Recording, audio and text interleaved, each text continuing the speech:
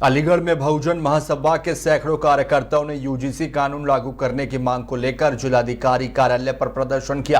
कार्यकर्ताओं ने राष्ट्रपति के नाम ज्ञापन सौंपते हुए कहा कि यूजीसी कानून लागू होने से ओबीसी, एससी, एसटी और आदिवासी छात्रों का भविष्य सुरक्षित होगा। वहीं महासभा ने सुप्रीम कोर्ट से कानून पर लगी रोक हटाने की मांग की है और चेतावनी दी है कि अगर यूजीसी कानून लागू नहीं हुआ तो एससी, एसटी और ओबीसी वर्ग सड़क पर उतरकर आंदोलन करने को मजबूर होगा। देखिए अलीगढ़ से हमारे सहयोगी शुएज़ सिद्दीकी की ब्यूरो रिपोर्ट। मेरा नाम बीरपाल दिवाकर है, मैं बहुजन महासभा का जिला अध्यक्ष हूँ। सर, आज जो ये प्रोग्राम हुआ हमारा ज्ञापन और धरना प्रदर्शन का, ये यूजीसी को लेकर सुप्रीम कोर्ट में जो रोक लगाई है सुप्रीम कोर्ट ने, तो हम सुप्रीम कोर्ट से ये मांग करते हैं कि इसको सही तरीके से सुना जाए। ये पहली बार देश में ऐसा हुआ कि कोई कानून लागू ही नहीं हुआ, उसका साइड इफेक्ट हमको पता ही नहीं, तो हम कैसे कह सकते हैं ये कानून गलत है।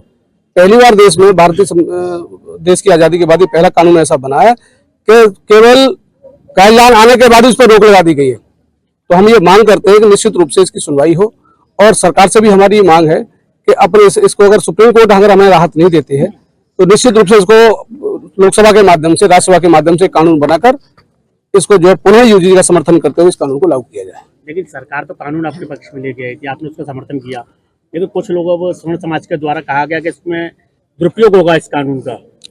नहीं, ये तो उनका ये अनुमानित है। अभी हम कैसे मान लें जब वो कानून लागू नहीं हुआ, किसी का उस कानून का दुरुपयोग हुआ ही नहीं है, तो उन लोगों ने कैसे पता कर लिया?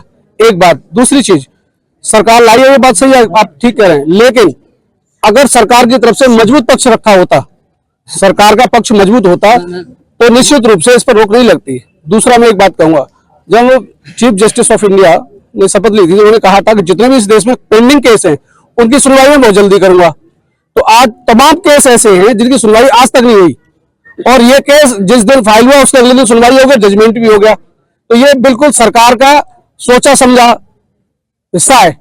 जैसे मैं आपको बता दूं, मुझे नहीं कहना चाहिए लेकिन मैं कह रहा हूं इस वक्त, जैसे संभल हिंसा में हुआ, संभल हिंसा में एक सीजीएम ने, सरकारी ईमानदार सीजीएम ने एक अधिकारी के खिलाफ मुकदमा दर्ज करने का आदेश हुआ और 24 घंटे के अंदर उसका तबादला हो गया। इसका मतलब जुडिशियली पर भी भारतीय जनता पार्टी का, सरकार का या आरएसएस के लोगों का प्रभाव है।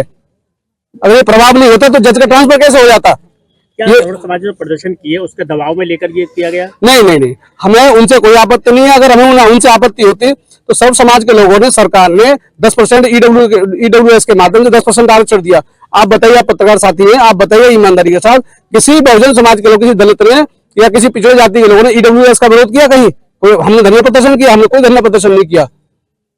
हम स्वागत करते हैं उसका, उनके सामान्य जाति में भी जो गरीब श्रेणी में आते लोग हैं उन्हें मौका मिलना चाहिए, लेकिन उन्हें मौका कहाँ मिलता है? जैसे मैं आपको बता दूं, करोड़पति परिवार के लड़के ईडब्ल्यूएस के माध्यम से सर्टिफिकेट बनवा लेते हैं, और जब उनका जो है सरकारी विद्यालयों में नंबर नहीं आता, जब वो प्राइवेट संस्थानों में जाते हैं तो वहां 1 करोड़ से लेकर 1.5 करोड़ रुपए की फीस जमा कर देते हैं। तो इसकी जांच होनी चाहिए कि भाई जब ईडब्ल्यूएस वाला आदमी 1.5 करोड़ रुपए कहां से ले आया, इस पर ये पैसे कहां से आते हैं? तो ये सोची समझी सरकार में बैठे हुए लोग हैं जो आए दिन नई नई नीतियों को बनाकर शेड्यूल कास्ट और बैकवर्ड के अधिकारों को हनन कर रहे हैं। ये हजारों यूजीसी लागू करो।